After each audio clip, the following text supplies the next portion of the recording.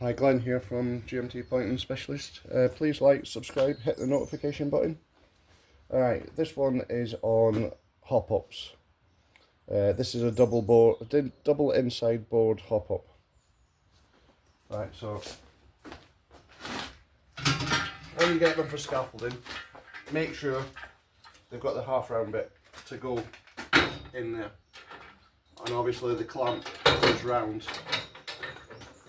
And then you put your two inside boards on. You clamp this down. You have to make sure this is really tight. And then you can put your two boards.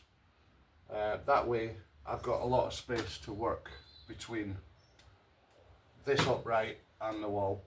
You can get them with three. They're ideal if you can get it with three, but a lot of scaffolders won't put three boards away from the wall, just in case you fall down if you don't.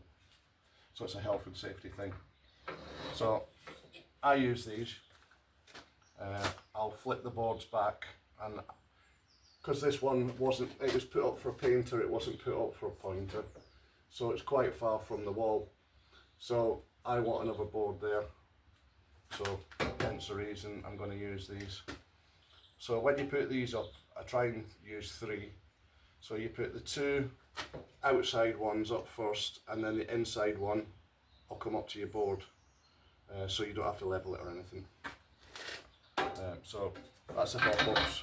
I don't know if you can see the half round part, and then the clamp. You can get them on eBay, or what I suggest is just ring around a couple of local scaffolders and see if they'll sell you three.